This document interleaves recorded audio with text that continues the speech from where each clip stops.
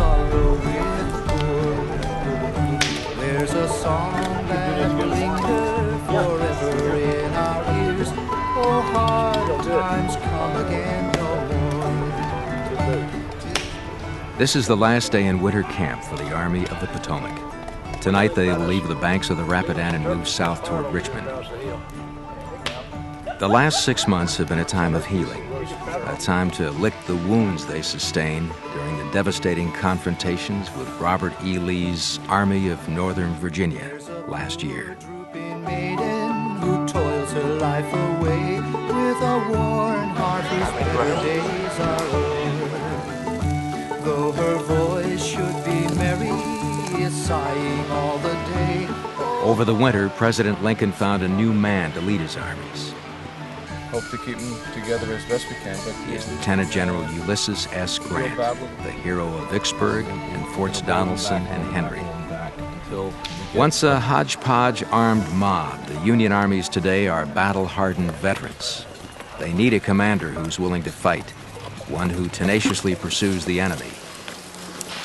They need Grant. 2 months ago, President Lincoln summoned him to Washington. To underscore his confidence in the new commander, Lincoln has, with the consent of Congress, conferred upon him the rank of Lieutenant General, an honor he shares only with George Washington and Winfield Scott. No matter what fate awaits Mr. Lincoln's armies under Grant's command, the general's place in history is assured. Many do not share Lincoln's faith in the rough-hewn Grant. They attribute his successes in the West to weak opposition, and they doubt that he will do as well against Lee. One thing, however, is certain. Grant is unlike anyone who has preceded him. When Lincoln asked the new commander where he would make his headquarters, he answered, in the saddle. Grant will command the Union's forces from the field with General George Meade's Army of the Potomac, not from a remote office in Washington. When the president asked what his objective is, the lieutenant general answered, Lee's army. His first orders to Meade were, wherever Lee goes, there you will go also. Right! Face! The cold, hard truth is that Grant has to succeed, soon. The fate of these United States rests on his shoulders. There are some in the North who would willingly sacrifice the Union, who would throw away the Constitution and the ideals of Jefferson and Washington in the name of peace. If Grant fails to meet the Army of Northern Virginia head-on and drive it back, the leaders of the Peace Party will defeat Lincoln at the polls this fall.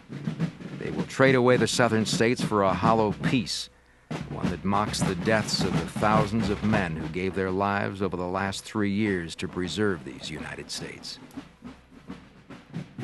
Grant's winning reputation precedes him, but as he prepares to march south toward the dark and forbidding wilderness, scene of the Army's devastating losses at Chancellorsville just 1 year ago, one has to wonder if he will fare any better than the long line of commanders who have preceded him.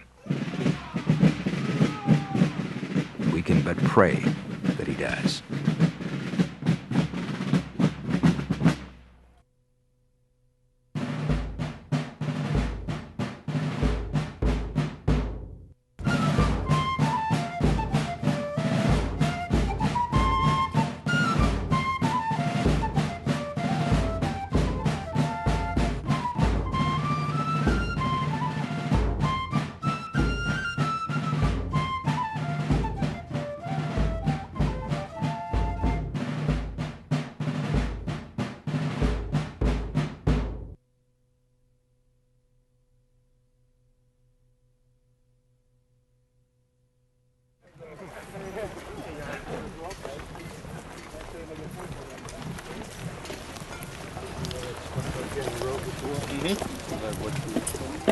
Nearly a year ago, Robert E. Lee's Army of Northern Virginia routed the Federal Army in a horrible battle at Chancellorsville. One hoped then that the nation would never again have to endure such losses, that men would never have to meet the enemy in a forest so dark that he could not tell friend from foe. so dense that he could not run from the dangers he faced. The memory haunted many in the ranks when General Ulysses Grant broke winter camp on the evening of May 3rd and marched the Union Army across the Rapidan River toward the wilderness, scene of that horrible defeat. Grant expected to clear the area in 2 days, long before Lee could mass his troops in opposition. Throughout the first day's march, the Federal Army met no obstacles. The Confederates did not try to hinder their progress. Close it up, boys. Keep it tight. Lee, it seemed, was responding precisely as Grant had hoped. He wasn't responding at all. But it was an uneasy quiet for the men who fought here last year. Even if they did not encounter their gray-clad adversaries, they surely met the ghosts of Chancellorsville. They heard them whispering in the breeze through the trees, saw them in the lush vegetation, fertilized with their brother's blood.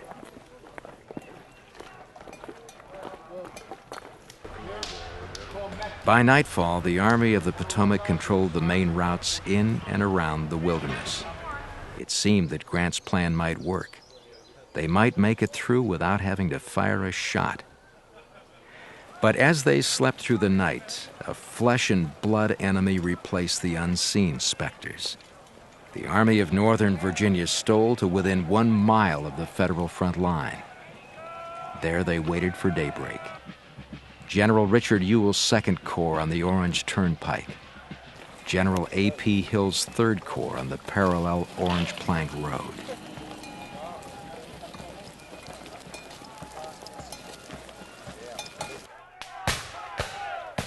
The staccato of musket shot broke the dawn silence on May 5th. The New York 5th Cavalry met the 47th North Carolina Infantry ahead of Hill's 3rd Corps on the Plank Road.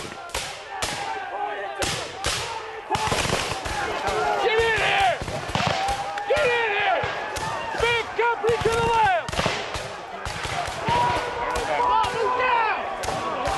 Fire by fire! Let's go! Let's go!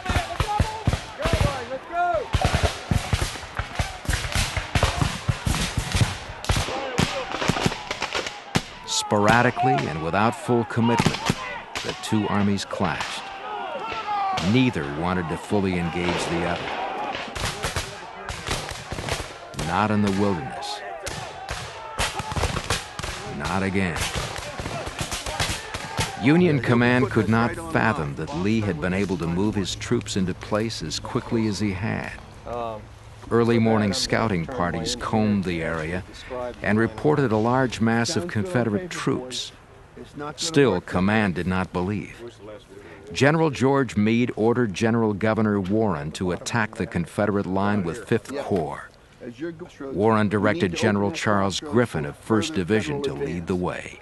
It's understood that the Confederates are But coming Griffin out knew of better than Orange his County, commanders coming the up in size Mississippi. of his We enemy. shoved them back. He We need to have hesitated. these roads cleared Warren to pressed. continue our advance south. Finally, Griffin could wait no more. I think there's a huge difference between when you start talking tactics and tactical awareness and strategy between Grant and Lee.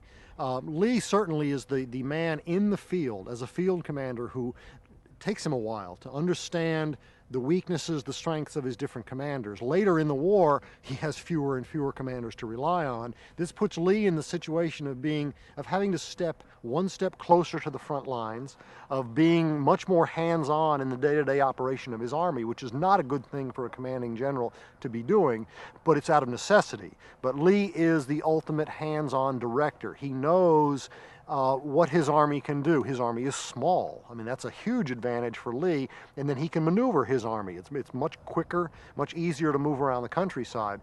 As a total contrast to that, Grant is the commander of the army, and he does not interest himself with the day-to-day, with the frontline activities. he depends on his subordinates. Meade, first of all, and a number of his corps commanders, men like Warren and Sedgwick and Hancock, he depends on them to run the show out there, and Grant stays behind where a commanding officer is supposed to stay.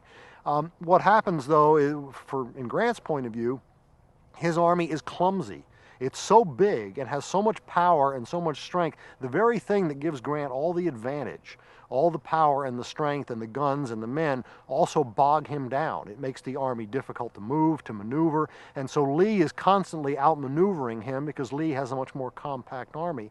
What Grant does to compensate for that, and it's hard to describe Grant as the perfect tactician because there are a lot of flaws in what they call the hammering tactics, which is to simply send your army because you have more men and more guns, march them and just hammer Lee's army over and over again. It becomes a mathematics equation. If you both lose X number of soldiers every time you have a fight, Lee has fewer soldiers to lose.